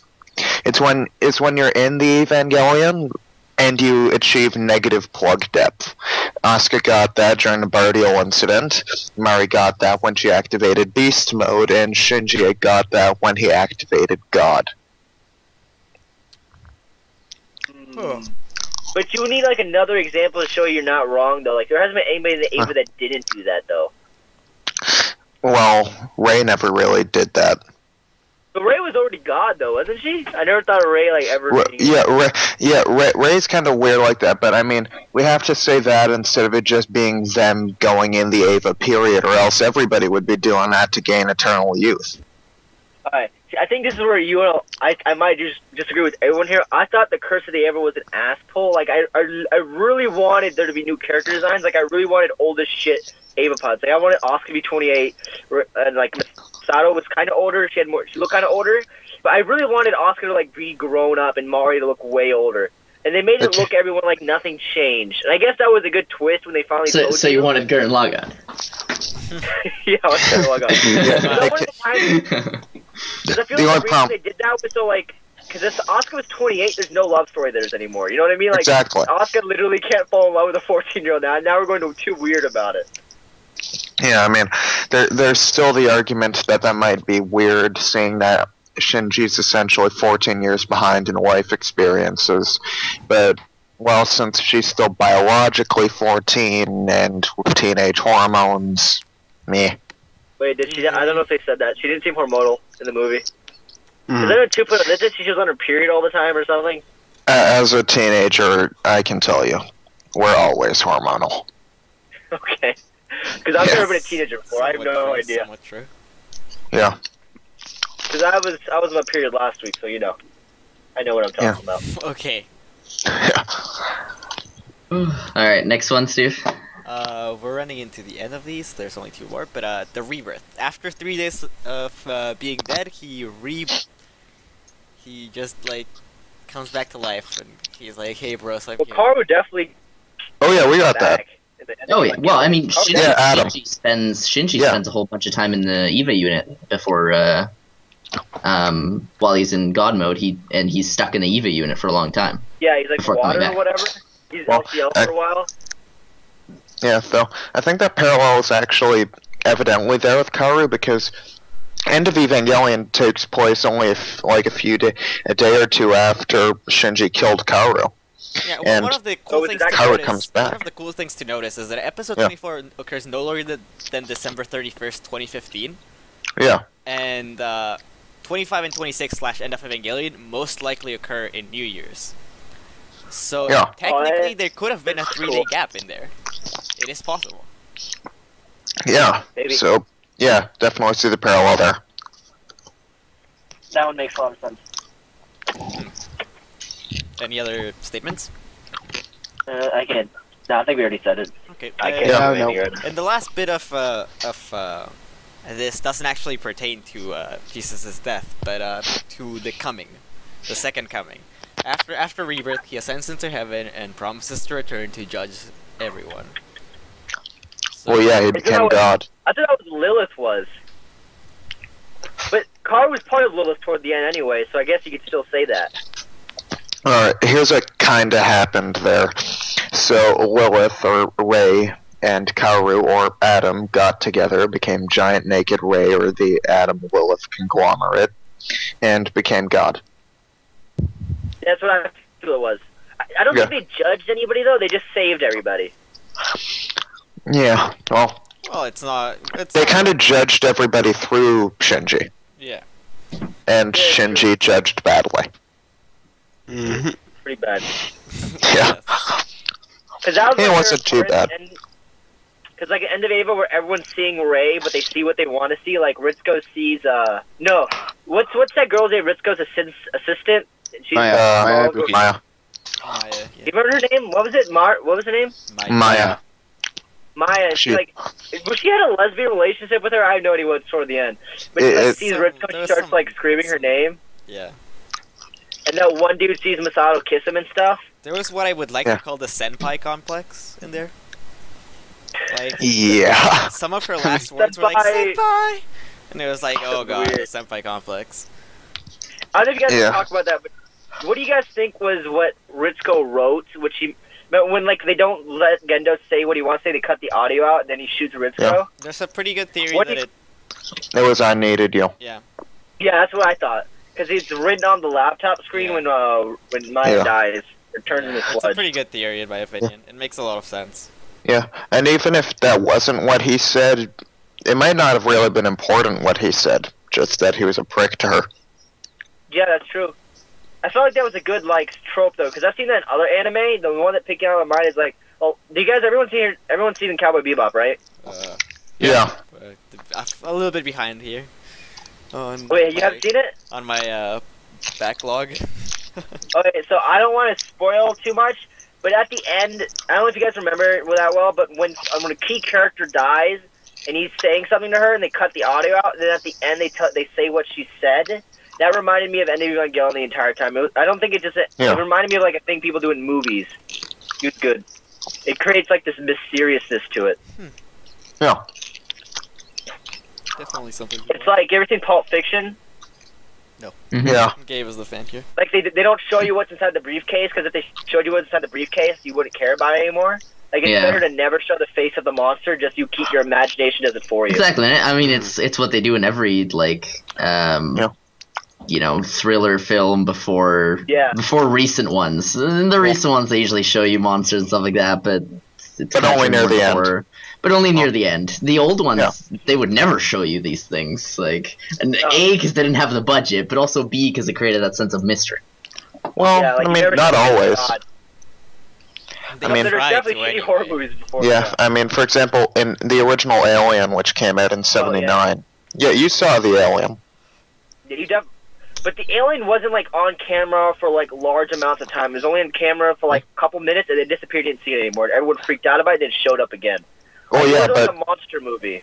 you would get more- fairly clear. You get fairly clear shots of the alien when you saw him. Yeah. I mean, I know what you mean. I was watching it on Blu-ray the other day, and I mean, on the escape pod ship, you saw him very clearly. You also see the chest burster pretty clearly. You see the facehuggers clearly. You see the facehuggers on the face for a while. That's true. But I feel like Yeah. that works. Like, you guys ever see Cloverfield? I hate that Uh, movie. I haven't hate seen it. too. 100% Like hate they for me. pull this. They don't show you the monster till the very end, and it's like a complete letdown. The monster thing was like, this is cool, whatever. It Oh, well, completely disappointed everybody. A classic example of this kind of thing is I don't know who's seen the Blair Witch Project. Yes. Oh yeah, I Yeah, saw I've that. seen that. That is the definition of never seeing the monster, because you don't even Yeah, know you what never it is saw it. really. Is it like this witch thing? What is it? But that's Yeah. what makes the movie scary, is you don't know. I mean, Mhm. I've only really seen one of those styles of movies, Paranormal Activity. Yeah. Yeah. That was I fucking never terrible. saw that. That was just I heard good things about fucking the first terrible. one. I didn't hear good things I about the like other the one. original. No, But the original. Yeah, the original was fucking terrible. It was not scary.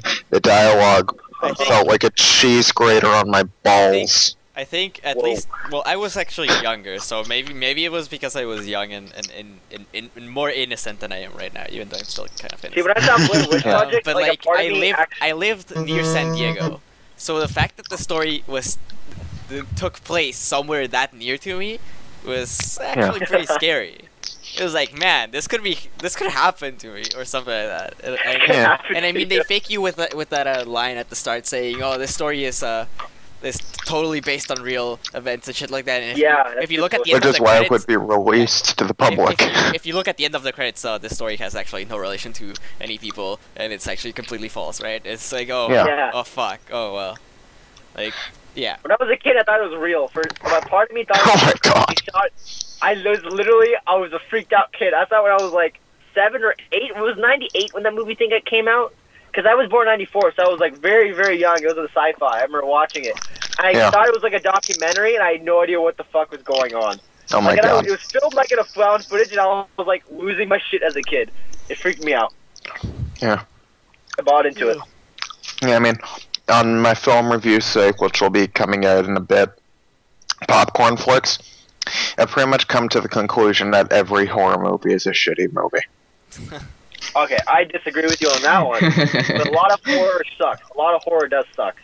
Yeah, that's true. I've only seen one good horror movie, Alien, and it doesn't really feel like a horror movie to me. I don't think it's horror. I think it's just thriller, See, and no, I they're would say basically Yeah. completely different genres. It's more of a thriller than a horror. Yeah, You ever seen horror. Aliens? Horror is like I said before about Demolition D, who talks about Elfin Lied and things like that. Horror is like when you're just trying to get shock value out of something that's disgusting or bloody or gory. Thriller they did is have when you're one- trying to get shock value out of something unexpected or unknown. When you're trying to get fear out of the unknown or ununderstood kind of thing. I just have one question. Mhm. How did we get from Kaworu representing Jesus to the difference between a horror movie and a I thriller have movie? no I idea. don't. We would need I to don't know what the hell's backtrack going so on. much. But I'm okay with it. Yeah. Let's get back on What are we topic. talking All right, Yeah. all right. Let's. Well, I think we've exhausted that one, right? So Yeah. We're down. Oh, it's Is that because of last one? judgment. We were talking about like the final judgment and stuff. Okay. Yeah. We're going into AT fields, and this was a pretty requested topic, and they wanted us Oh, to yeah. talk about its origin, its meaning, and somewhat of the science behind it. Yeah. Well, I don't think there's really much ambiguity about it in the show. Yeah, I mean- they explained Yeah. it pretty well toward the end. Yeah, I mean, AT fields are just the barriers that allow souls to exist in their own body. Yeah. That's pretty much it. Because to me, Yeah. remember they say the hedgehog dilemma in both the series and the movie, they literally say the same thing over? Yeah. I Yeah. thought that's what it was supposed to be. Like, everyone's fundamentally alone, but you warm each other when you warm each other with each other, and you feel like you're close to somebody. I thought that's what it's supposed to mean. That's a cool That's why- concept that you actually just came across. AT fields can be both used for defensive or offensive purposes. So I'm Right. guessing like Yeah. if you were to get too close to someone else, those could Yeah. actually like Oh. be physically in contact, right? Yeah. Also, the acronym is revealed in the opening in one of Yeah. the quick flashbys. It's the Absolute Terror Field. Right? Yep. Yes, Yeah. which just fits in with the theme of the hedgehog's dilemma even more. Mhm. It's the field that separates you from someone else, right? The field that separates Yeah. your own sanity. You could even say.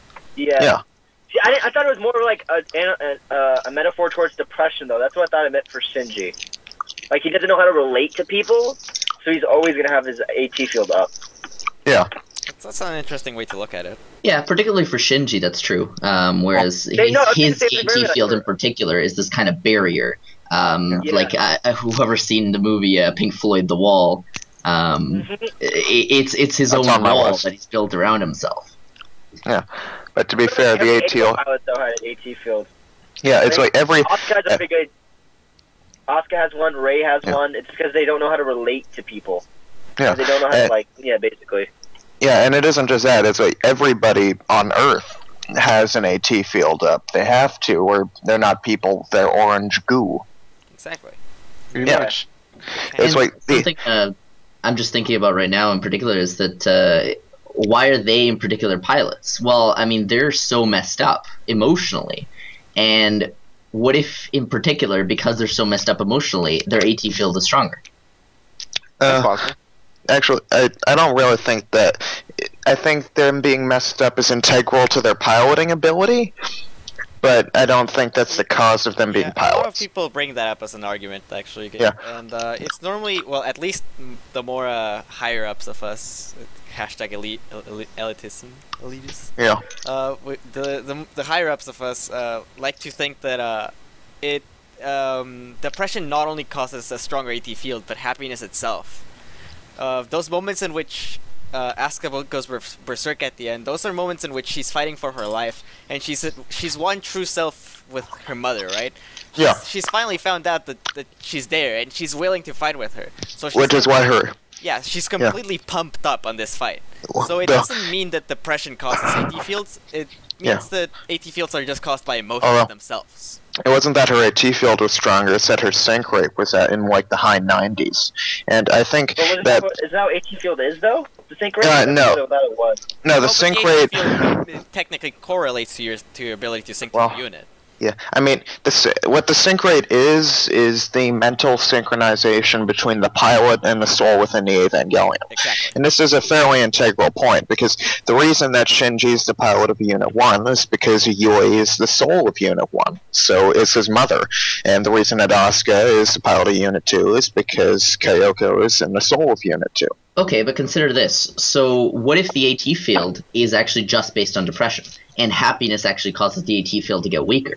But Well, it That would doesn't. make sense. It's That would been make sense shown. for a few reasons, however. Yeah, Because when sync ratio is high, was when they're happy. For example, when Asuka was on her period and she was just really like not in a good mental state, That was not. That was her supposed sync to be. ratio was the reason, incredibly though. low.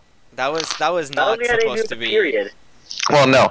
Here's Well- what happened. Okay, so the reason that they had all the pilots be pretty fucked up, they had Asuka have a horrible childhood, and they had Shinji be separated from his parents for 10 years, was so that they would be fucked up to drive them straight into mommy's arms subconsciously to raise their AT field. Think about it. When Asuka is forced to confront her issues by a rail and the mind rape, her sync goes down. But then when they become consciously aware of their parent in there, it shoots up to like 90%. Wasn't that what was the corporation's name that Kaji found out and they killed him for it? That hunts down children and puts Oh, them in the the same Marduk class? Because wasn't like The Marduk Institute. Yeah, but that Wasn't was pretty much just a cover class for like a Sele. orphan? It's a cover for Sele. Is it yeah, from? wasn't like everybody in Shinji's class an orphan basically? Yes.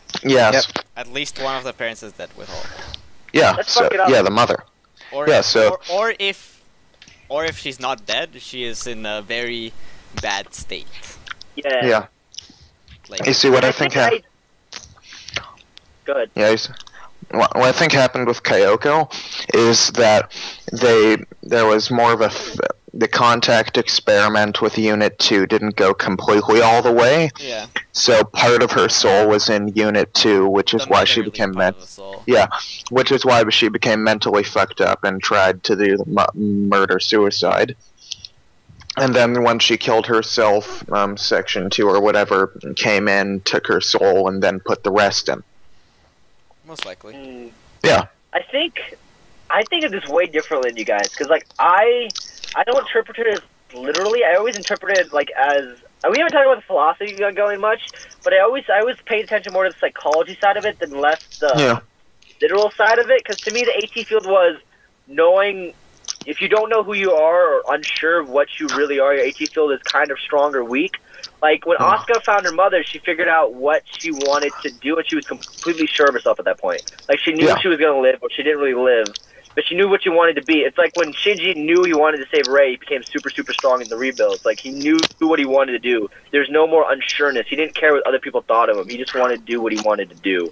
That's always what the AT field is supposed to be. It's supposed to be unsureness, or like your ability not to understand who you are. And then when you figure it out, you become very strong and unsure of yourself. Yeah. It's an interesting way to look at it, definitely. Yeah. Different. Because people always talk about like the religious interpretation of Evangelion, but there's a lot of like psychobabble in that show too. Like they always just like spit off Freudian terms and keep moving. Yeah. We can talk more about that, but maybe we should prepare for that before we talk about this, because that's a lot Yeah. to go over. Yeah, it Yeah. is a pretty big topic. Yeah, we should probably save that for next podcast, which it probably will be because this one's been going pretty well. Yeah. We'll have to make a part 2 of this. Yeah. Like keep 'Cause, people like, in. For sure. I don't know if you guys want to do this next week, but like before next week, we can all try to like rewatch the parts that we think were like the most psychologically like potent, and we get to write down things we want to talk about. Because I'm going to do that then and write down the words I think that meant something. Yeah, so All good. right. Oh, yeah. I'd recommend we give it 2 weeks before the podcast, just so in between we can do That's something slightly different. Steve, Yeah, we'll look at scheduling. we'll look at scheduling. Yeah. We'll let Yeah. you know when the next one will be. Yeah. Very cool. And now that we're done with AT fields, we're gonna go into one of the last 2 topics, which is instrumentality. Was this real confusing to people either? I thought this one was pretty straightforward too. Well, you Oh, yeah. consider that most people don't actually pay much attention for some reason. Yeah. Like, we're Yeah. like the 1% of 1% of Evangelion. Like, we've okay. seen Evangelion like 5 times. I Yeah. feel like if you watch it once, you won't I'm pick up on it like that quick. Yeah. above the 10+ mark, so yeah. Yeah. I mean, I've only Like when people ask me, I'm just like, I lost count after 10. I just don't Yeah, care. I just rewatch episodes. Like, I've seen episode 22 and 23 like probably like 15 times by now. yeah. Like, I always watch the ones. I like the Asuka episode the most. My favorite one, the Don't Be one. I think it's 22. That's like my favorite episode of Evangelion.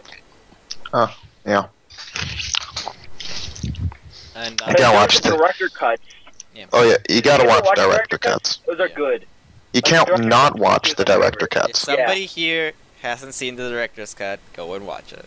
Yeah, it's Yeah, like they're great. I've never watched the on-air version. I only saw the director I cuts. saw the on-air version for Yeah, I saw that first. for my first time, but then after I reading Spectral Fire's guide, I'm like, oh wait, what? Yeah, I didn't know there was It's more. like- It's like I saw. It's like I watched the episode 22 in the director's cut, and the on-air version, they didn't even really do any of the mind rape stuff Yeah, much. it was good. Which was the most director's cut important lasted part. So long. Yeah. That's the best part. Yeah. He was like crying and everything. It was great. It's like I don't think there's any reason to watch the on-air version over the director's cut for your main viewing experience. Yeah, It contains basically. more, and they tie it in more solidly to End of Evangelion. Yeah, definitely. Yeah. So back to instrumentality. Yep. We want to talk about origin and possible meanings. So, Yeah. actually, like, there's not much I can say about origin because it's more of a philosophical thing, but I would like to mention that Anno's works apparently have several instances of what we in Evangelion call instrumentality in them. Yeah. So the concept of joining all souls into one is fairly common in religious or philosophical settings. That's about all I know. I mean, it's pretty much just a Borg. The board, Huh, yeah. that's what it is. that's an interesting way to put it. Except, unlike the Borg, who are just trying to forcefully put other people into instrumentality, here it's more of just a thing. It's not really good or bad. People have the choice. Yeah. Yeah. And, 'Cause like, they explain in the show, like they literally say, like people live with the holes inside them, and instrumentality brings people together, so there's no more like anxiety between people, so there's no more AT fields. Yep. yeah. I think that But would then- literally happen, right? The AT fields went everywhere. And Yep. that's what happened. The Adam Lilith fusion extended that anti-AT field using the mass production Avis as a repeater to tang everybody. So That was just for Judaism those who don't symbolism, understand the right? concept of instrumentality, let's try explaining Yeah. it a little bit Yeah. in simple terms. Instrumentality is when all the AT fields go down. There are no more barriers between all the souls, so all the souls become one giant puddle. Or Yep. tang. as people like Dang. to call it. They turned into the red thing between Lilith's hands, right? That was Yeah. its Well, mentality, they go basically. into that orb. Into what Oh, the yeah, red I orb is, I remember when I first came to the Evangelion subreddit and I called it Fanta. And I mean, I prefer the Fanta to calling it Tang because then we can call it a fantasy. Oh, so clever. Thank you. Did you Dave has this picture that he gave I me have for this the- picture. It's for the, amazing. Yeah. for the panel, and we actually put it in one of the slides, and it said, "Is this the real life or is this just fantasy?" Oh my god. And it was a boat of Terrible. and it was a boat in a sea of Fanta. Yeah. It was just pretty good. Yeah. I remember the first time I watched Evangelion, I couldn't stop noticing the vaginas all over the place. That really weirded me out. Oh yeah. Like, Oh, yeah. on Rey, there are so many vaginas. Like, the third eye is a vagina, her hands are vaginas. I'm like, what the fuck is this? It was really weird to me at first. So And Freudian. Yeah. Evangelion was so weird when I saw it. I hated it the first time. I'm like, what the shit am I Oh, I did watching? too. I just kind of fell into a depression vortex the first time I watched it. Well, no, that was the first time I watched it after I saw the series. The very first time I watched it was on the Toonami Aftermath stream. It was that weekend's movie. I was kind of high on painkillers because I just had an operation. And they said, yeah, oh yeah, and I asked, oh hey, this seems to be like the finale. Is it cool if I watch this without seeing the series? And everyone's like, oh yeah, it'll be fine. To be fair, you First- wouldn't have That was understood it the Tsunami? first time anyway. Either way. Yeah, it's like Showed End of Ava on Toonami?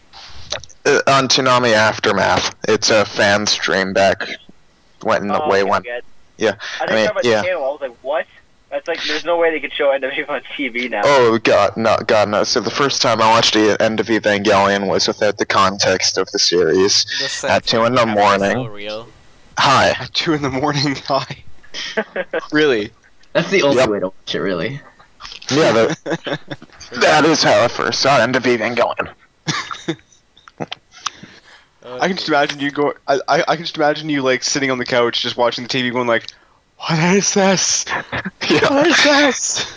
Yeah, it's like I got really confused at the end, and I was like, when Shinji choked her, and then she started moving, as it was like, did he choke her back to life?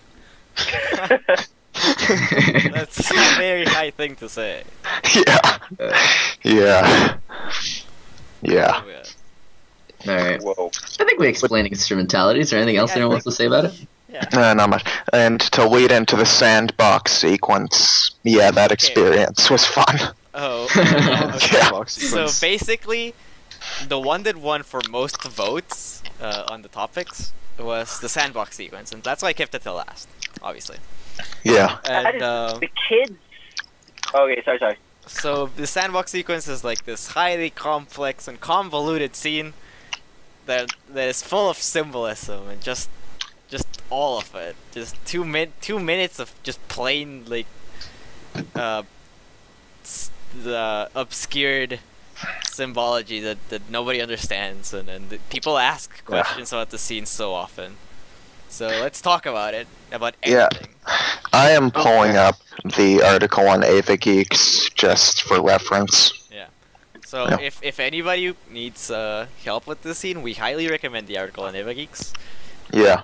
It's very complete and it talks a lot about that scene. Yeah.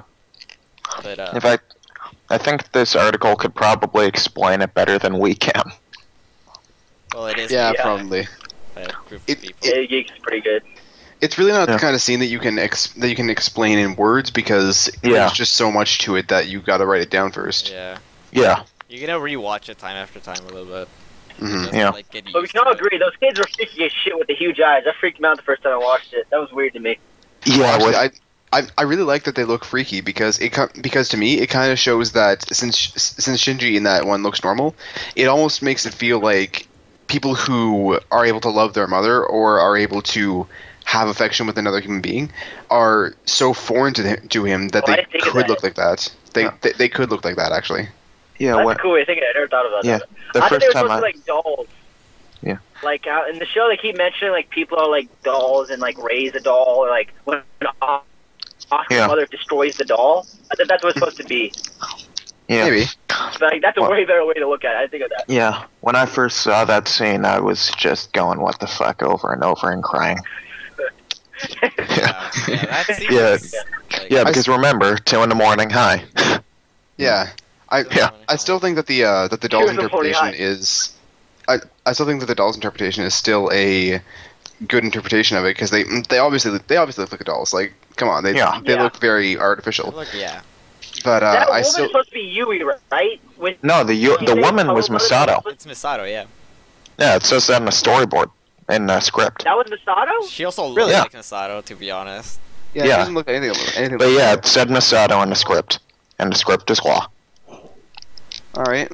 Well, anyways, Okay, like cool. the doll interpretation is still valid, I think, but Yeah. it does fit into the whole foreign feeling because Rei was supposed to feel foreign. She was supposed to feel like those dolls, and Rei and Shinji seeing Rei as normal, but seeing people who are able to love as these foreign dolls is a really nice visual aspect to the scene that I really like.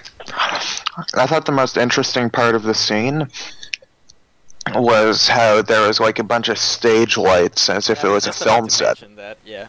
Yeah, because Yeah, that was weird. yeah, because I mean, a lot of it, like you can kind of interpret like those are dolls. Masato is kind of motherly, and him destroying the sandcastle pyramid represents his hatred for his father or something.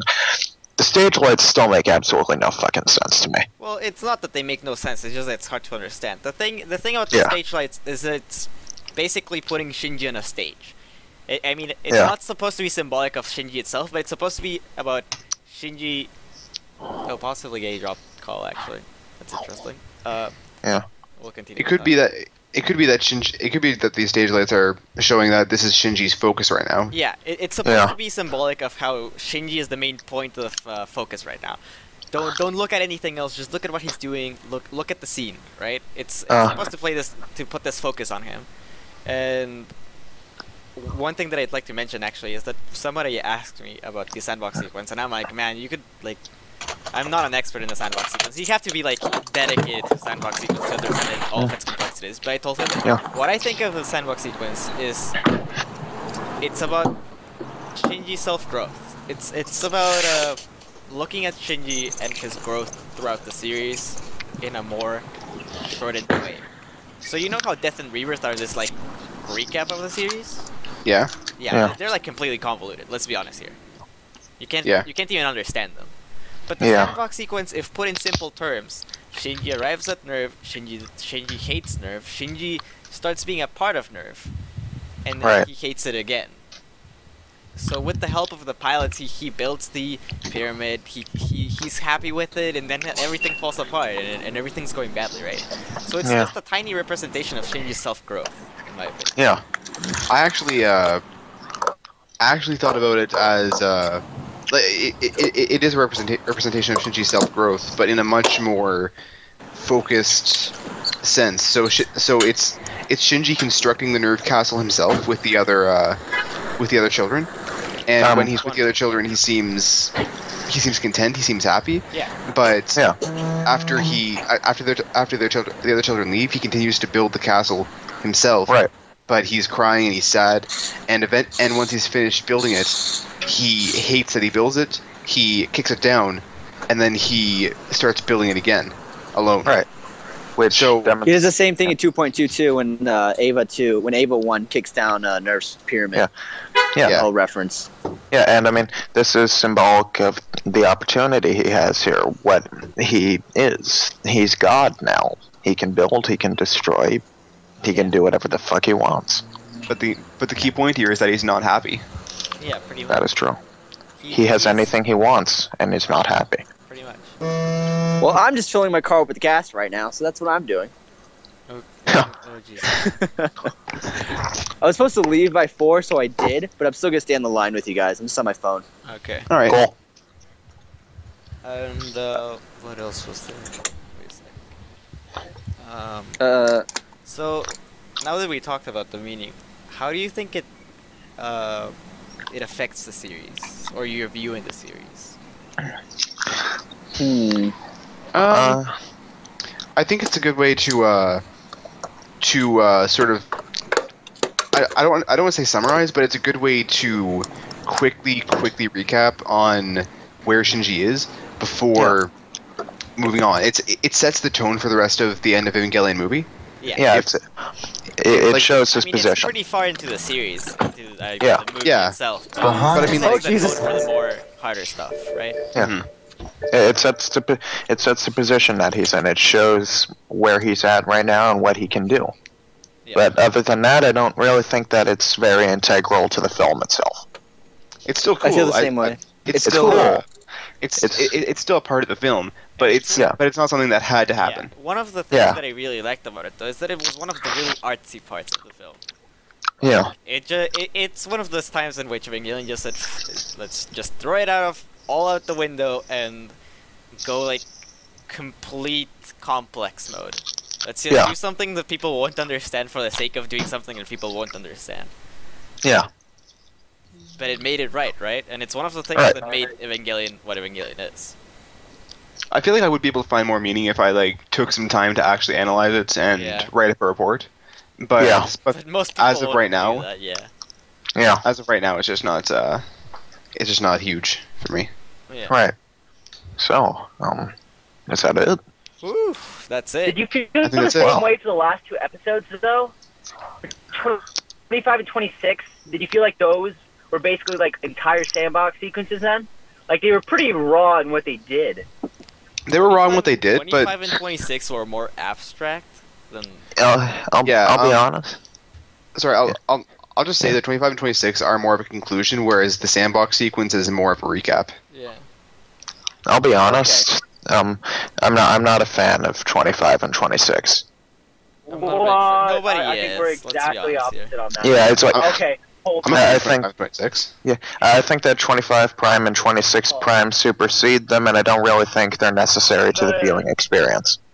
Yeah, End of Ava was definitely better than the last two episodes. Technically, Yeah. you shouldn't need to watch 25 and 26, but it's a cool thing to Yeah. watch if you're kind of like... It's cool if- like us. Yeah, it's cool if you're a fan, and some people say, oh, they cover what was going on inside instrumentality, while End of Evangelion covers what actually happened. Yeah. But End of Evangelion covers what happens inside instrumentality, too. And I think it covers in it a more much concise. graphical way, yeah. Yeah, I think it covers it more concisely, and I think it covers it more succinctly and to the point. Yeah. Yep. Higher Yeah. production. Oh, yeah. Oh, In fact, End of Right, so the last thing we didn't talk about was, what do you think about the whole 3.0 plus 1.0 name change? oh. When that happened, did that like... I'll be honest, I have absolutely no idea, but I can't wait to find out what it Nobody means. has no idea. Let's be, like, to be honest, Let's be nobody honest. has any idea of what's coming. Like nobody works at Kara. They're all theories. Just Well, as wait far as for you the know. end. Yeah. Yeah. Like we can guess all we want, but we're not going to get a definite answer till the movie actually comes out. Yeah. Do you think it's like a The only thing I reaffirmation really of the did sequel notice. theory? Can you repeat that?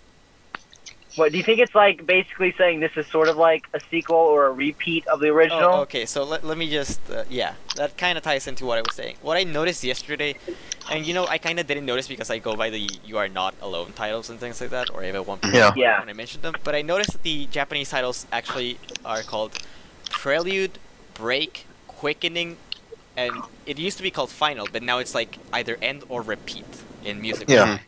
So, Yeah, depending if the colon so parts... if you look at colon the count. Japanese titles, it's more like musical symbolism in a sense. Same thing in 3.0 with the piano, yeah. Yeah. So, Evangelion, actually, my next panel for Evangelion, for TsukinoCon, is going to be about a musical analysis, so I'm kind of interested in the Ooh. titles of this. Yeah. Because, you know, it's like Prelude, yes, it's the beginning, Yeah. okay, and then Break, okay, there's a break, Quickening, okay, there's a fast a movement, let's say, and it was. The 3.0 Yeah. was like completely out of our world. Nobody Yeah. expected that. I remember being at the theater, or even when the first time I watched it, and I'm like, okay, what's going on? Yeah. Yeah. We got displaced, right? We didn't know where we were, and we just were there. Yeah. And then Final is like, you know, nobody knows what's gonna happen. It's all theories. But the title seems to indicate that it's that it's gonna be its own thing. It's Yeah. remember it's 3.0 plus 1.0. So I think it's Right. gonna be a continuation of 3.0, and something is obviously gonna tie into the original series or 1.0. Yeah. It also ties in with the same thing of 3.0 plus 1.0. It's either end or repeat. And Anno has been I was just looking at my booklet for Eva 1.1, and Anno said Eva is a story about repetition. And that's the repeat sign, and that's the final sign. Yeah. So yeah, But did you know that? he's But playing did you around know? with those concepts. But did you know that Anno said Evangelion is a story that repeats? That's what I Yeah, just that said. quote. Yeah, I've heard it before. Yeah, but did you know that Evangelion is a story that repeats? He says that. God damn it. Let's not go there, Flynn. Let's not go there. Okay. Now, one interesting thing about the titles, at least the Japanese versions of the titles, is that, okay, so for the original series, Evangelion was spelled in a certain way with the kanji, Yes. Not the But kanji, the for- katakana.